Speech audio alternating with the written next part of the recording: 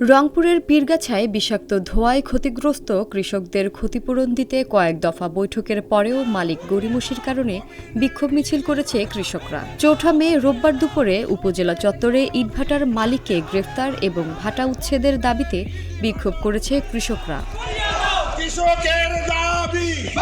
জানা গেছে, উপজেলার অন্নদানগর ইউনিয়নের বামন সর্দার গ্রামের বিএসবি ব্রিক্স নামের ইটভাটার বিষাক্ত ধোঁয়ায় উত্তর পাশের জমিগুলোতে ঝলসে যায়। এতে জমির ধানগুলো চিটে হয়ে যায়। এ নিয়ে কৃষকরা উপজেলা প্রশাসক, পরিবেশ অধিদপ্তর, উপজেলা নির্বাহী কর্মকর্তা সহ সংশ্লিষ্ট বিভিন্ন দপ্তরে লিখিত অভিযোগ করেন।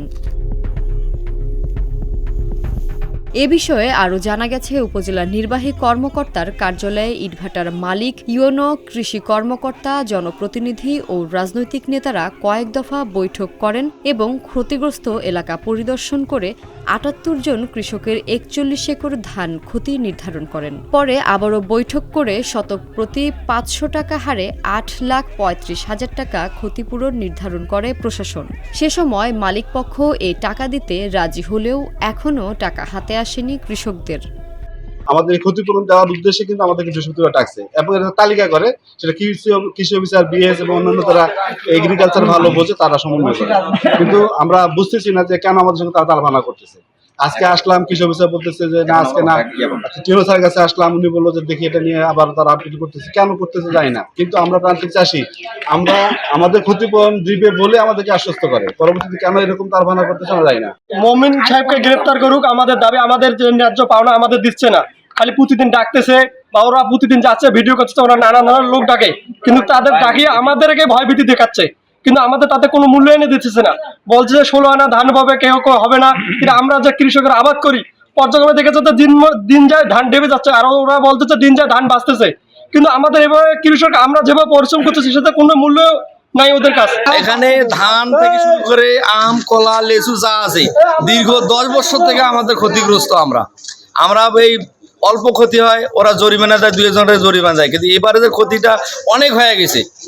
অনেক ক্ষতি হওয়ার পরে আমরা ওনাকে অভিযোগ করি, অভিযোগ করার পরে উনি কাউকে ডাকে না। আমরা তারপরে কৃষি সম্প্রসারণ অধিদপ্তর, টিউনো অফিস, ডিসি অফিস, একে বিভাগীয় পর্যায়ে আমরা এটা জানাইছি। তারপর ওরা তদন্ত করছে, তদন্ত করার পরে ওনারা বলছে যে টিউনো স্যারকে স্যার, টিউনো স্যার একটা ফয়সালা করে দেবে। টিউনো স্যার আমাদের ফয়সালা করে দিছে, রাঙ্গা ভাই সহকারে ফয়সালা করে দেওয়ার পর আমাদের ডেট দিয়েছে, আজকের ফাইনাল ডেট দিয়েছে, আমাদের টাকা বিতরণ করবে, যা জরিমানার যে টাকাটা এরা বিতরণ করবে।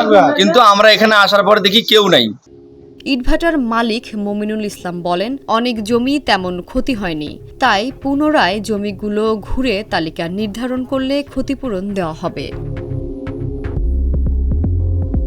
জানতে চাইলে উপজেলা কৃষি কর্মকর্তা বলেন, এ বিষয়ে ঊর্ধ্বতন কর্মকর্তার সাথে কথা বলে প্রয়োজনীয় ব্যবস্থা নেওয়া হবে।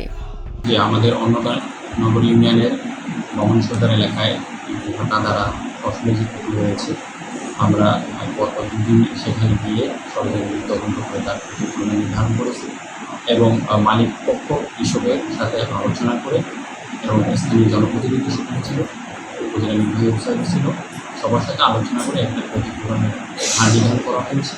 আর মালিক পক্ষ সেটা এখনও আশ্বস্ত করেছে। তো সেটি যদি যথা টাইমে পরিশোধ না করে, তাহলে পরবর্তীতে আমরা যে আইনগত ব্যবস্থা রয়েছে সেটি করে নেব। পীরগাছা উপজেলা নির্বাহী কর্মকর্তা বলেন, 2-1 দিনের মধ্যে এর সমাধান না হলে ভাটা মালিকের বিরুদ্ধে আইনগত ব্যবস্থা নেওয়া হবে। আপনারা সকলে জানেন যে মমিনের ভাটা নামে পরিচিত ভাটার থেকে যে একটা গ্যাস নির্গত হয়েছে, সেটাতে 80 জনের মতো কৃষক ক্ষতিগ্রস্ত হয়েছে। ক্ষতিপূরণ নির্ধারণ কার্যক্রম চলমান আছে। আমরা যে ক্ষতিপূরণ নির্ধারণ হবে সেটা তিনি সম্মত হয়েছেন, তিনি ক্ষতিপূরণ দিয়ে দিবেন। আর যদি ক্ষতিপূরণ দিতে তিনি গড়িমসি করেন, তাহলে আমরা আইনগত পদক্ষেপ নিতে বাধ্য হব।